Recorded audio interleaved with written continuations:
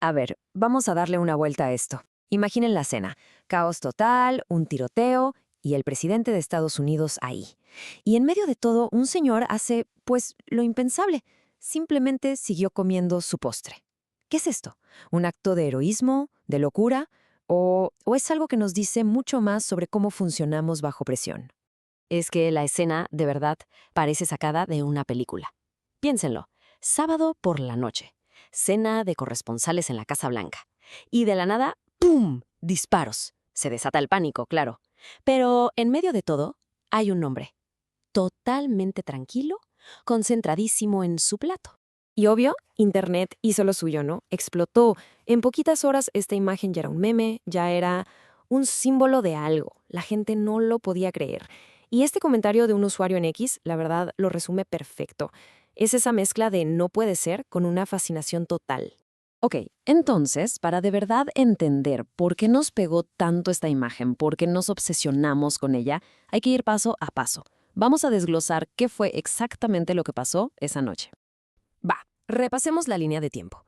Horas antes, ojo con esto, la vocera suelta un comentario que, bueno, después sonaría súper sinistro. Luego, durante la cena, un tipo abre fuego.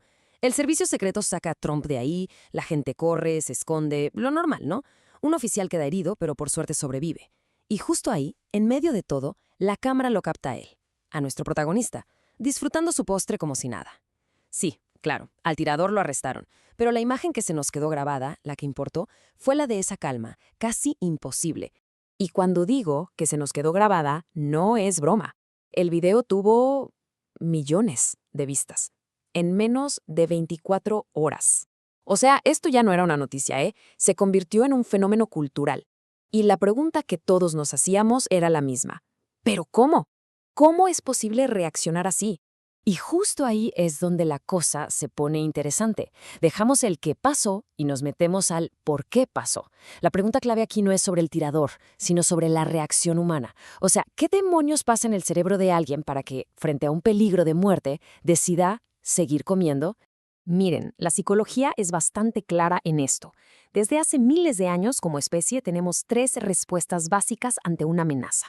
O luchas para enfrentar el peligro, o huyes para escapar, o te paralizas. Te quedas congelado porque el cerebro se satura. Estas tres las conocemos de sobra, ¿no? Pero lo que este señor nos enseñó, o más bien nos recordó, es que esa lista no está completa. Hay una cuarta respuesta. Mucho más rara, sí, pero igual de real. Y aquí hay dos explicaciones psicológicas principales que vale la pena explorar. Por un lado, está la experiencia previa. Piensen en militares, policías, gente que ha vivido el caos. Su cerebro ya está, digamos, entrenado. Saben que entrar en pánico es lo peor que pueden hacer. Por otro lado está la negación. A veces, la amenaza es tan grande que el cerebro dice, no puedo con esto, y simplemente la ignora, como si no fuera real. Es un mecanismo de defensa, claro, pero uno bastante peligroso. Y luego está este otro factor que es clave. La edad. El señor del video es una persona mayor, y hay estudios que demuestran que con los años, la amígdala, que es como nuestra alarma de incendios en el cerebro, se vuelve menos sensible. No es que no sientan miedo, ojo, sino que su cerebro lo procesa distinto, con menos intensidad. Y si a eso le sumamos la experiencia de toda una vida, pues para alguien que ya ha visto de todo, un tiroteo, aunque suene terrible, puede ser algo aterrador, sí, pero no necesariamente lo más caótico que le ha tocado vivir. Pero bueno, vamos a abrir un poco más la toma, porque la historia tiene todavía más jugo. Hay una frase que resultó ser súper irónica, y además otras fallas de seguridad que quedaron expuestas ese mismo fin de semana. ¿Se acuerdan de la frase que les mencioné? Pues aquí está. Horas antes del tiroteo, la vocera dijo esto.